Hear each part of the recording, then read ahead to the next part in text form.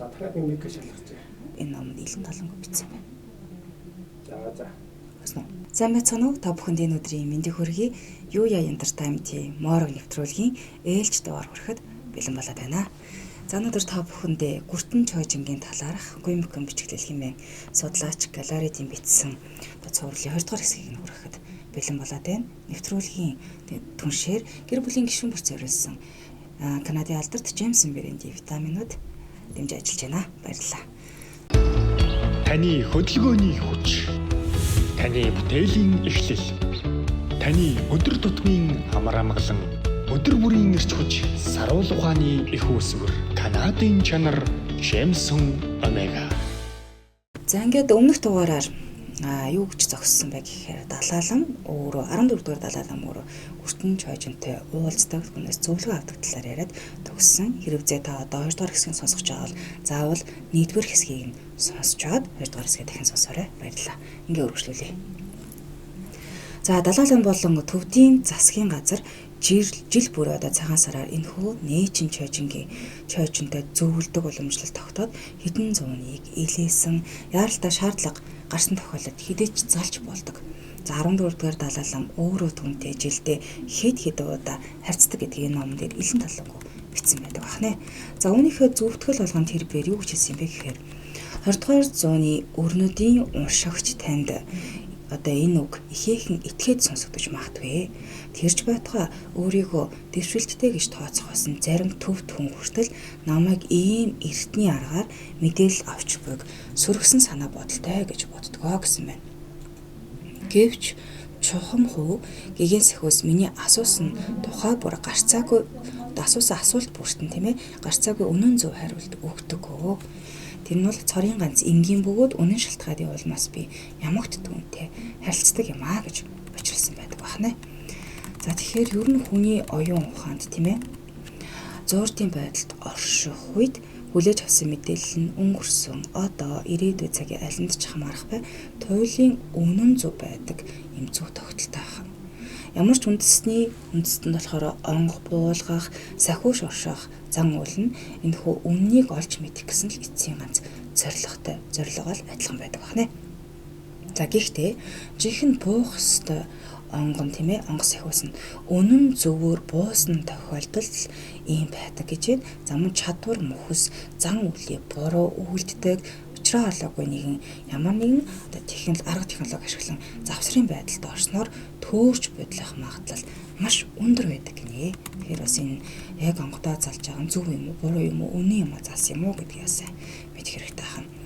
За яг одоо үед бол энэ бөөнөр дээр илүү их ажиглагдаж байгаа. Яагаад тэгэхээр хуурамч бөөнөр оршиж байна, их болж байна гэж яриад байгаа. Ер нь бол учир нь эндээ юм байна. Дан ганц бөөнөрч биш, ерөөсөө одоо бяцлал хийдэг, замун зуурдын орноор аялдаг, зэрэгцээ ертөнцтэй харилцдаг бүхэнд энэ хамаатай зүйл гэсэн байна. За, Чойжин сахиус буулгах нь бөөгийн онго залах үйлтэй ерөнхийдөө ойролцоо буюу агаар нэг гэж үздэг юм байна. За, нотлох бас нэг чухал зүйл нь болохоор юу юм бэ гэхээр энэ Чойжин буух үед хэрэгэлдэг хувцас хэрэглэлийг нь анзаарвал эндээс ажиглагдана. За энэ талаар далаалам юу гэж үгүйсэн юм бэ гэхээр энэ өгүүлэгтээ нээчин Чойжин дармаас салаад өөрийн хийдтэй боловч над дээр хөвчлэн өөрөө ирдэг юм аа. Албан ёсны үйл явдлын үед бол Чойжин гадуураа Чойжин гадуураа улаан, хөх, ногоон, шар өнгө алгалсан угалзан хийтэй хуучны алтан утасд хоргоо баримтаг өмсгөл бүхий олон давхар дотор хувцас өмсөж этгээд сонио хувцалдаг. За тэгээд дээр нь ингэр дээр нь юу байдгийг бэ гэсэн энэ огс сонио юм бэлээ. Ингэр дээр нь дорж дагдан сахиусанд хандсан майны самбарид үсэг буюу оюун эрдний хүрээтэй гялалцтал зүлгсэн дуухад толь зүүдэгэ гэсэн байна. Энэ нэгэд маш том толь зүүсэн байгаа юм. Манайхан бас харж байсан баг. За ёс дураа үйлдэхээс өмнө биедээ мөрөвч тоног гимээр юм хийж түүндээ 3 ширхэг хиймрийн дарцаг 4 хявр зүүдэг гинэ. Тэгэхээр одоо ингээд энэ дүгнэлтээ ингээд зүтсэн байдгийг бас харсан баг. За нийт дүнгээрээ 30 кг буюу 70 фунт илүү болох учраас онгод нь ороогүй цагта тэр бээр арай чүүл хөдөлж харагддаг. Буюу ер нь ингээ үндийг таахад хэцүү бэрхтээ хувц өмсдөгөө гэсэн байна. ингэж өгүүлсэн байх юм аа. Тэгэхээр орон орны бөөнөрийн хувцас хэрэглэлж бас сонин содон янз бүрийн өөр хэлбэр төрстэй байдаг. Зарим нь болохоор одоо ялангуяа Инданы гэхээр манайхан кинон дээрээс харж илсэн баг шууны үд туг өнтер байдаг. Сэлтийг тэнтэй зөөж тогтоодсон. За мөн өмсгөл хэрэгслийн нийт жинийн ингээд гаднаасаа харах нэ эзэндээ бүр үнэхээр ахтцсан гэмээр яаж даад гэмээр харагддаг нь бол шууд ингээд харагдаж байдаг. За ялангуяа 20 дугаар зуунаас өмнөх үеийн бөөнөрийн хуйг хувцас хамгаалтын төмөр эдлийн жин ойролцоогоор хэд байсан бэ гэхээр 30-аас 40 кг татах бол энүүхэнд байсан гэж байна. За ингээ холбог хөнгөнөөс ахуулаад зүүсэн тол ирэхтэй. За тэгээ маш олон эдгээр хэрэгслийг бол зүүдэг. Дээрээс нь толгой одоо майх авч энэтрээс шалтгаалаад килограммын хувьд зөрүү маш их гардаг байсан баг нэ. За ингээ тэгээд бөөнөр онгон орсууд хувцас эдлийнхээ хүндийг огт мэдрэхэ болдог. Нэг бол бөөдөр очиж исэн ч юм уу буулцуултыг харж исэн хүмүүс сайн мэдгүй баг. Одоо ер нь мэдрэхэ болж дэгдэн дүүлж эхэлдэг, өсөрч харайж эхэлдэг. Ер нь бол ингээд маш хөнгөн шингэн болоод эхэлдэг. За далаалам энэ байдлыг дүрслэхдээ юу гэж дүрсэлсэн бэ гэхээр ингэснийхээ дараа тэр нэг туслахынхаа барьж байгаа ёслолын элдийг нь шүүрэн авдаг. За чойжин тийм ээ шүүрэн авч нэг цохорсноо улмаар айжуухан бөгөөд тийм ийм тайван төрхөөрөө бас сүрлэгээр цамнаж эхэлдэг. Ингээд цамнад дуусаад миний өмнө ирж бүслэхийгээр бүхэж за ингээд бүхийгөөд өнөө хүнд баримтаг өмсгөлөө үл хайхраад бүх биеэрээ тонгон титмээ шаланд хүртэл надад айжуухан мөргснөө огцсон босдог гэж. Бүр ингээд толгоогоо шаланд хүртэл мөргдөг байна. Ингээд огцсон босоод тэр их асар хүнд юмыг бол огт тоорохгүйгээр даагаад цамнаж эхэлдэг гэж байна. За түн чүглсэн их хүчит сахиус яадаг юм бэ гэд. Тэгэхээр тийм ээ манайхан бөөгөл мэдж байгаа. Гэхдээ чойжинг бол актер сайн нэрийг мэдэхгүй байгаа даа шүү дээ.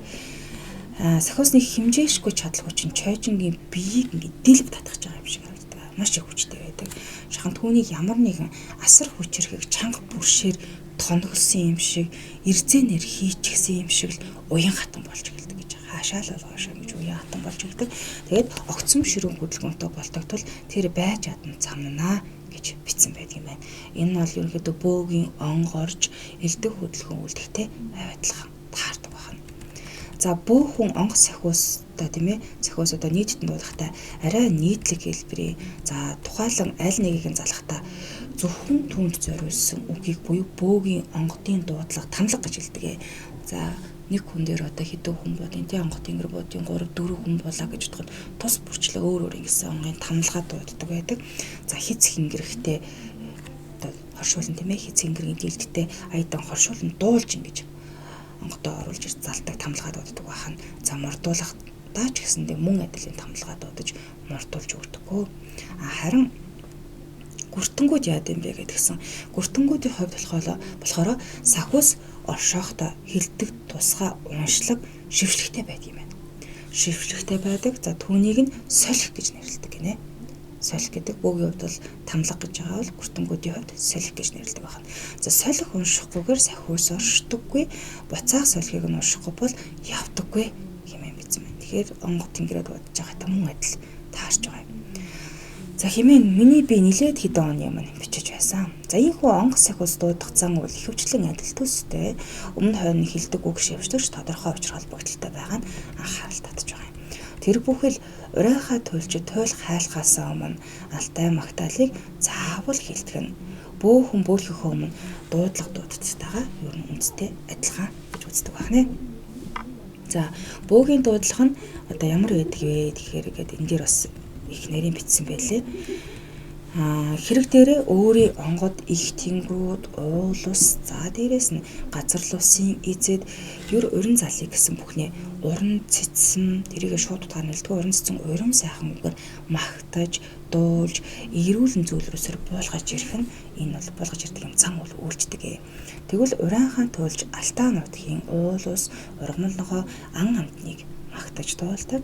За алтаа эзэн алай хонгорыг альгүй сайхнаар аргадан байж урин ирүүлснээр сая тулаа хайлж эхэлдэг гэж одоо туйлчид туйлаа эд хайлах үедээ ийм зууртын байдалд трансын байдалд ордгоо гэсэн юм санааг дэвшүүлсэн байдаг юм байна.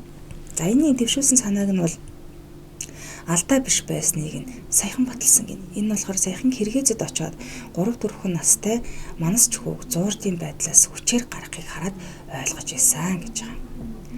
Залтай магтаалгүй туйл болдоггүй. Агаагүй айл болдоггүй гэх хэлцүү баруун монголчуудад байдаг нь үүний бас давхар нотлох мэт санагдана хэмээн бичсэн ба. За ингээд цааш нь юу гэж бичсэн бэ гэхээр Далаалам нийчм чойжингийн бууг мордох байдлыг зургасан нь бүүгийн онгорох за гарахаасаа нэг их зөрөхгүй байгаа нь гайхам зүйл биш байхаа.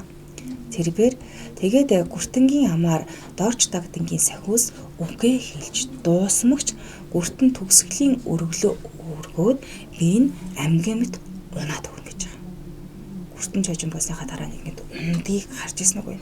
Энэ нь сахиус буцсан оцсны тэмдэг болдог гэсэн байна. Ингэнгүү туслахууд нь яаруу очиж тэтэмний бүчийг нь даруй сулладаг гэд. За энд нь ингээд маш чангаар бүчилдсэн байдаг. Тэрийг нь сулж авдаг. За түүнийг сэрэгтэл нь тусгай өрөөнд аваачдгаа гэж бичсэн байна. Тэр дорн байлгаад байдгүй бас өөр аваачдаг юм аа л та. За бөөнөрч гэсэн онгон гарчны дараа амьгоо мэд сулбаан унах, үлээлгэх, зөөлөн сэгсчих зэрэг гадны нөлөөгөөр сэрэх байдал ажиглагддаг гэж байна. Ер нь ингээд сулбаагаад унаад өгдөг шүү дээ. Энтэй л адилхан юм байна. За цааш нь юу гэж бичсэн юм бэ гэдэг энэ дээр цойжин гэдэг нэр нь чойн монголоор ном гэсэн үг хэмээн бичсэн байна. Бөгөөд бүхэлдээ номын сахиус гэтэн утгатай үг болохыг өгүүлэхэд тайлбар тал төшөө өгүүлсэн байдаг. За энийг бол нэгдүгээр хэсэгсэн та бүгд сонсож болно. Тэгэхээр чойжин болгодог хүнийг чойжинч гэх нь зөв хэрэг гэсэн байна. Гагцхүү ардын яриана энэ хүү ялгааг зав гээгдснээс номын сахиусыг гэсэн цойжин тэрхүү сахиусыг буулгадаг эрдэм чадaltaй хүнийг гэсэн чойжин гэж ялгалгүй нэрлэдэг болсон ийм учиртай юм байна. Энэ нь бид чойжин ламын сүм үзье гэж нэрлэдгээс тодорхой харагдах хаа гэж байна. За тэр үзьийг бол мэдэх бах тий. За Монголын бурхан шашны тэргүүн 8 дахь богдын төрсөн дөө лувсан хайдаг чойжинж байсан бөгөөд өөрөөс нь өөр хинч ордоггүй тусгай өрөө хүртэл байсан. Түүнийг нь сүм үзье сонирхдаг хүнд тайлбарлагч нь бэлхнээ хэлээд өгөх хаа гэсэн байна. За Монголын шашин төрийг хослон баригч богд Жавзан дамб хийгээд түүнийг засгийн газрын сайднаар чойжинч ламыг болгосон сахиусны айл дүрийг ихэд анхаардаг байсан байна. За юу гэж алтах нүгэд анхаардаг байсан баримт байгаа нь Далаа ламын бичсэнтэй ахаар нэг буюу гаргал адилхан. Таны хөдөлгөөний хүч, таны бүтээлийн эхлэл, таны өдөр тутмын амар амгалан өдөр бүрийн эрч хүч саруул ухааны их үүсвэр Канадын чанар Шэмсэн Омега байсан байгаа да. За борийн жамбал гэдэг өвгөн 1958 онд 77 настай нас өдөртэйг эрдэмтэн Цэнтийн Дамдын сүрэмд үүсэн гэхээр чойжин ламд 3 сахиус оршдог байсан. Тэдний нэг нь найчун, хоёрт нь зэмэр, гуравт нь шүг сахиус. За найчун их догшин бишээ.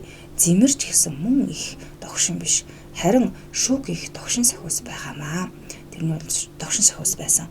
Шүг сахиус болохоор оршиж байхад чойжин ламд өвцөн зогчоод гидс гоц хийгээд амнаасаа хөөс бууруулж хөөс гаргаад их догшин дүрмтэй байдгсан хэмээн хуучилж хийснийг нь тэмдэглэн авч үлдсэн байдаг байна.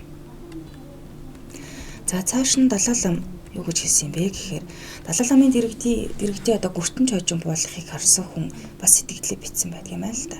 Энэ дээр үгхтэй юу гэсэн бэ гэхээр 2005 онд би энэтхэгт байсан юм. Нэг өдөр миний танил нэг лам надад чи чойжин гүн гэж яадгийг үтснүү гэж асуусан байна л да. Тэгтэл миний амьдарч байсан газраас холгүйхан байх Далаа ламын чойжингийг хийдэд тэр өдөр олон хүн цугларсан байсан. Олон лам нар ирсэн ямар нэгэн ном уншаад л байх юм. Тэгэхдээ хамгийн сайн бүгдээрээ зогсоогоор ном уншаад байсан. Лам нар сууж уншдаг бол тэр өдөр бүгд зогсож уншаад байсан. Тэгж байтал нэг хөгшин ламыг тэрэгэн дээр түрээд гатнаас ингээ ороод ирсэн. Бийж дотроо энэ нөгөө нэг чойжин юм байх таа л гэж бодлоо. Тэгээд найз ламаасаа асуувал чойжингийн хэллийг орчуулагч юм гинэ гэж хэлсэн маа. Одоо манайхаар одоо онгод буулгадаг тийм ээ зарим удганы хувьд бол түшээ нахна. Ингэж хэлсэн ба. За чойжин бол тэнгэрийн хэлээр ярьдаг юм байна. Тэр хэлийг нь мэдэх хүн байхгүй болохоор хэллийг нь сайтар судалсан хэлмэрч бас байдаг. Тэгжсэн чин нөгөө удаан хүлээлгсэн цоож нь араас нь орж ирэв. Сонин хээтэй хувц өмссөн дунд хэрийн насны хүн гарч ирээд л нэг том сандал дээр суулаа та. Ингээд тэнд байсан ламнаар номоо уншиж дуусаад нөгөө ламд чинь нэг их том алгаа өмсүүлж эхлэв. За цоожин буу хүл явцыг яг хажуу талаас нь харсан нэг хүн битсэн байна л та. За хоёр талаас нь малгайгийн түвшээд зогсох юм их л хүнд байгаа бололтой. Жиг малгайны өвд бол нэлээд хүнд байсан байна. Тэгээд дахиад ном уншиж эхэлсэ гэж байна. Энэ удаад уншиж байгаа ном нь маш сонин өөр аялгаутай юм шиг санагдсан. Урд нь олон ч удаа төвд ном сонсож байсан ч ийм аялгатайг өмнө нь огт сонсож байгаагүй юм билээ. Нилээд хэсэг хугацаа өнгөрсний дараа нөгөө чойжин гэж нүүр нь хөөгөөд л томроод л ирдэг юм байна. Сайхан жүжиглж яндаа л гэж бодож зогссон би бол тэрийг нь хараад итгээгүй гэдгсэн байна. Гэтэл удалгүй нүд дам нь мурилзаад сонин болж байснаа эсгэрэтж байгаа юм уу яагаад байгаа юм ч мэддэхгүй нэг л сонин аваа гаргаж байснаа гинэд босоод ёстой л дивж гарсан да. Нөгөө толгойд нь багтахгүй байсан малгай нь урагчсан юм болов гэмээр л наалтчихсан хөдөлгөөнд нь бүр огтоосоо саад болохгүй байсан гэж бичсэн байх нэ. Тэгэхээр ингэж бичсэн нь шид хийгээд нууцын тухайд номонд өгснээс огтхонч зүрхгүй байгаа. За далаа намын дэргэдийн хүртэн 17 дахь үеийг гээгдэж яригч тийм байна. Үе яриад цааш нь дамжуулаад ингэ явдаг бахан. Урдын цагт төвч даяар хэдэн зуун ийм хүртэн байсан гэж далаа лам өөрөө бичсэн байдаг.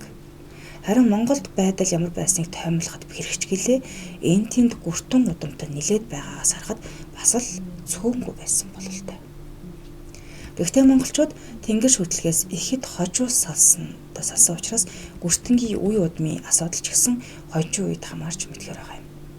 Гэхдээ энд Монгол бөө мөргөл төвдийн шашинд нөлөөлж Монгол нутагт иргэн нэвтрэхдээ төвдийг мэт төрөгдөл дагуулсан гэмээр Сэжинбүг хойно тодорхой өгүүлье гэсэн байна. За дээр өгөөс нь жамбал дөнөр хэлэхдээ юу гэж цааш нь ярьсан бэ гэхээр за энийг бас цааш ойлгомжгүй байгаа л нэгдүгээр үсгийн та заавал сонсоорой.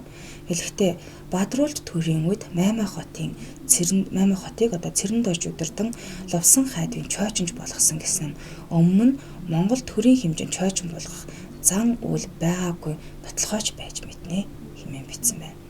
За өдгөө музейд болоод буй чойчин ламын сүмийг музей болцсон байгаа чойчин ламын сүмийг болохоор 1904-өөс 1908 онуудад уран барилгач лам он бодирдон монголчууд өөрсдөө барьсан байдаг. Загуулгийн чэйжинд дурдсан чойндон гэхэд л 1895 оны орчим төрсөн бөгөөд өртөн луузангийн ууган хүү 3 дахь үеийн гүртэн гэхээр он цагийн хувьд мөн л 200 хүрэхгүй жилийн тэртээс тэдний удамд гүртэн тодорсон болж таараад байгаа юм. Монголын төр нэн эртнээс шашин шүтгийг өөртөө ашигласаар ирсэн уламжлалтай. За Чингис хааны үед бүх шашинд хүндэтгэлтэй хандаж байсан хэдий ч гэсэн төрийн гол зан үйл за дээрээс нь дайн байлдан зэрэг чухал өвлөө бөө мөргөл тэрэнд бол бөө мөргөлийг эрхэмлдэг байсан хөдөлшгүй баримттай гэдгийг бүгд мэдж байгаа. Тэгээд ч төр цэргийн эрхтэн дарахтнууд донд бөө олон Чингис хаан ч гэсэн өөрөө тэнгэртэй харьцах увдстай нэгэн байсныг Монголын нууц товчоо болон бусад их сурвалжуудад баталсан байдаг. Аравтын дараагаас дээш цөм тэнгэрийн хил мэдмүү хэмээн өгч гисэн түүний дам натлахаа мэд санагддаг гэсэн байна. За энэ уламжлал одоо цаашаа түгэн төгсөөр хаашаага хүрсэн юм бэ гэхээр хожимо шарын шашинд орсон үед ч гэсэн хатгалагдчихсан байгаа юм. Цэргийн жанжинд догшин сахиустай харьцдаг удагт хувилгаад төрийн сайд болдог одоо онцлог Богд хаанд Монгол улсын үеийн томилгоо өргөмжлөөс харагддаг гэсэн байна. Эндний юм бэ гэхээр тухайлбал Богд хаанд Монгол улсын үеэс л алдар гавьяан төгсөн цэргийн жанжин Атанбаатарын могсорж авыг чойжинж байсан гэдэг юм яриад байна. Богд хаанд Монгол улсын нутаг руу Хятадын хар цэрэг довтлоход Атанбаатар одоо могсорж ав цэрэг ахлан мордсон байна. Тэр үед нь юу болсон юм бэ гэхээр Атанбаатар аван ганц зөвхөр бууга шившин буудсанд сум нь Хятад цэргийн их буугийн амаар орж дэлбрээд олон Хятад цэргийг хятаж. Богд эндээс бичиг явуулж өвхөр бууг жанжин буу гэж цол өгөөд Атанбаатар ванд гүн ван цол өгөөд одоо бууж ирээ гэж зарлиг буужээ. Тэр том буу нь олон хадаг зүүсэн буу байсан гэж нүдээр үтсэн амьд гэрчийн хуучилсныг их эрдэмтэн цэндийн дамдас сүрэн өвгөн жамдлын яриандаа тэмдэглэн үлдээсэн байдаг. Тэгэхээр цэндийн дамдас сүрэн байна өвгөн жамдлын яриаг уншсан хүмүүс бол тэндээс мэдэх бах нэ. Мөн баруун замын байлдаанд явж байхдаа Хатанбаатар ван чойжин буулгаж байсан тухай домог яриа олонний түнд байдаг нь үнний ортой байж мэдхээр байгаа юм. Цааш нь мөн ардын засгийн газрын ерөнхий сайд байсан Анандын амар 17-оос 26 наснда чойжин байсан гэж өчөг өгч байжээ гэсэн мэдээлж байдаг. Энэ гэхдээ яг үнэн үү бодлоо юу бас сонирхолтой юм. Энэ бүхэн төрийн үлийг тэнгэр хязгаартан мөн тэнгэрийн хэл мэддэг хүмүүс даалган хариуцуулдаг эртний уламжлал 20 дугаар зууны их хүртэл Монголд хадаглагцаар байсныг харуулж байгаа хэрэг байх нэ. Ер нь тэгээд юу юм бэ гэхээр махан биетэй тийм ээ цусан зүрхтэй хүмүүс бид харж мэдэрдэг тэрхүү хязгаарын гадна орших юм ертөнцийн тухай мэдлэгийг эртний монголчууд тэнгэр шүтлэг онгоц сахиусны тусламжтайгаар олж мэдчихсэн. Тэгээд наартын амьдрал төрийн үлэг хүртэл түүнтэй уйлдуулж чаддаг байсан нь одоо бүр илүү тодорхой болоод байна нэ. Монголчууд хүнд ч алагдашгүй болгосон тэрхүү агуу чадварыг эзэмшүүлэх арга замыг буддын шашинчнууд анх олж харсан нь тодорхой байгаа бөгөөд тэд Монгол бүгийн онгоц сахиустай харьцдаг, тэдний ивэл хамгаалтыг авдаг арга техникийг судалсан байх нь замун тэрч битгий хэл мөнөөх сахиуснуудыг нь өргөтөн эрхэндээ оруулах, улгаалах зэрэг олон арга хэрэгжилж ирсэн байна. За энэ бол нүдээр үзээгүй ийм юм итгэдэггүй хүнд бол үнэхээр сонир санагдаж магадгүй. Гэхдээ онг улгаалах гэдэг ч юм уу те одоо бөөгийн онгыг өөр дөрөв буулгах хэрэгтэй байтал өөр одоо багшин гэдэг ч юм уу хүн улгаалах юм явдад бас гардаг түнхтэй л агаар нэг болоодаа л гэж бодлоо. За ийм байсан гэж үздэг бахан. Гэхдээ энэ бол даамын яриа буюу яг тийм байсан бодолч нотлох юмгүй байх нэ. Даалт ертөнцийн энэхүү тулаанд төвдүүд яснаар өртөн чойжин бий болсон гэж одоо дүгнэх үндэс ч гэсэн байдаг бахан. Нийтийн толлын 8 дугаар зууны үед монголчуудын номын их сахиусыг төвдүүд нутагтаа хуулж аваачин дахиад ивэл ажиллахыг нь хүртэх болсон гэж бичсэн байна. Тэгээ мөнөөх сахиусыг 1544 онд л анх удаа хүний биед буусан. Тэр нь болохоор тэр гүртэнгийн нэр нь болохоор Лувсан Болтон гэдэг болох нь түүх сударт тав тодорхой бичиж үлдээсэн байдаг байна. Энэ нь юу гэсэн үг вэ гэвэл монголчууд бөөлөд буулгачихсан байсан сахиусыг төвдүүд ийхүү гүртэнгийн биед буддын шашны уншлага тарны аргаар оршоод сурсан л гэсэн. Монголд хэдийний бууцсан байсан сахиусыг төвдүүд нэгсэнтэй хулгайлж аваачаад гүртэн чойжин болгож болгосон байна. Гэхдээ энэ сахиус нь одоо ямар учиртай юм бэ гэхээр те энэ тухайн сахиус өөрөө таалаагүй тохиолдолд биелшгүй зүйл гэнэ. Өөрөө бохгүй л гэсэн бол биех буух боломжгүй зүйл байсан. За төвдүүд урт удаан хугацаанд догшин сахиусыг аргадаж өөрөмшүүлж чадсанаар энэ хөө чойжин болох юм нэгэн гайхамшигыг бий болгож чадчихэ гэж үздэг байна. Тэр өөр нь бол буу игээд одоо дуртай нэгэн дээр бас буух боломжгүй байна. Далааламын дэргэд одоо байгаа гүртэн төвдөн хот бээр гүртэнгийн чойжин буух үедээ өмсдөг өмсгөл нь бэлэгдлийн их нарийн учиртай гэж тайлбарсан байна. Энд нь болохоор гутлыг Монгол гутлын загвараар бүтээсэн нь за бихаар бурхны үүсэл гарлыг сануулж буй мэт хэмээн нөгөө Монгол сахиусыг хэлж байгаа хэлбэр юм байна л да. Төвдөн хотоо гүртэн 1957 онд төрсөн. 1987 оноос Далай ламын чойжонгоор тодорсон нэгэн бөгөөд 1990 онд Улаанбаатарт болсон Азийн буддистуудын баг гуралд бас оролцож ирсэн юм. Түүхтэй юм биш үү? Оролцож ирсэн. Дараа нь болохоор 2008 оны зунд дахин ирж Отгон тэнгэр ууланд очсон байна. За тэр тухайгаа бичгтээ тэнд төвдийн цэргийн өвчин Бихаар бурхны сүлд оршигчийг оолж авсан бөгөөд тэр дотор бурхны арьсан баг байсан гэж тэмдэглэсэн байна. За тэнд би залбирал үлдэн дахил өргөвөө гэж төвдөн хотоо гуртан номондоо өгүүлсэн байдаг байна. За гих мэтчлэн маш олон тайлэгдэшгүй нууцуд бол байгаад байна. За энд өгүүлээд байгаа энэ Бихаар бурхан нь асар хүчтэй хамгаалагч тэнгэр гэж үздэг. За нийчмийн тийм дорж дагдан сахиусан түүний өмнөөс бие төлөвлөгч болж буудаг байх нэ. Монгол бөөгийн том тэнгэрүүд нартын оронд өөрөө буухгүй өмнөөс илч зараал илгээд ихтэй энэ нь адилхан юм уу та хэмээн. Энэ одоо судалгааныхын ажлын түрээд өндөрлсөн байна. Тэгэхээр цаашд нь илүү олон сонирхолтой үйл явдлууд байна уу. За тэгээд дээрээс нь энэ номнуудыг олж авч харж тийм ээ. Энэ дээр яг илүү дэлгэрүүлж юу байгаа вэ гэдгийг хармаар санагдлаа. Энэ бол маш олон номны нэр дурддагдсан байна. Энэ номнуудыг ер нь олж авч харъя гэж бодож байна. Одоо жоохон олдцсон хэрэг байгаа бол за гих мэдчлэн тайлбардашгүй одоо хүний нүдээр харахгүй бол итгэмээргүй амд амьдсан үлгэр домог шиг юм ярианууд асар ихээр хөгждөг. Сонин содон байх болов гэдэг үднээс та бүхэндээ хүргэж байгаа. За дахиад хэлэхэд энэ талаар сонирхдаг, судалдаг, магадгүй баримттай хүн байвал нээлттэй манай нэвтрүүлэгт зочноор оролцох бүрэн боломжтой шүү. Өнөөдрийнхөө нэвтрүүлгийг энд хүргээд өндөрлөе. Та бүхэндээ 40 хойжингийн талаарх комикийн бичиглэл хэмээн судлаач бие галерейдийн бичсэн ийм судалгааны ажлыг уншиж 2 хэсэг болгон уншиж хүргэлээ. Дараагийнхаа дугаараар иргэн баяртайгаар уулзцгаая. Нэвтрүүлгийн хамтран ажиллагчаар гэр бүлийн гишүүнээр зориулсан Канадын алдарт витамины брэнд Джеймсон байлаа. Баярлалаа. Баяртай. Таны хөдөлгөөний хүч. Таны бүтээлийн эхлэл. Таны өдөр тутмын амар амгалан өдөр бүрийн эрч хүч саруул ухааны их үүсвэр Канадын чанар Джеймсон Омега.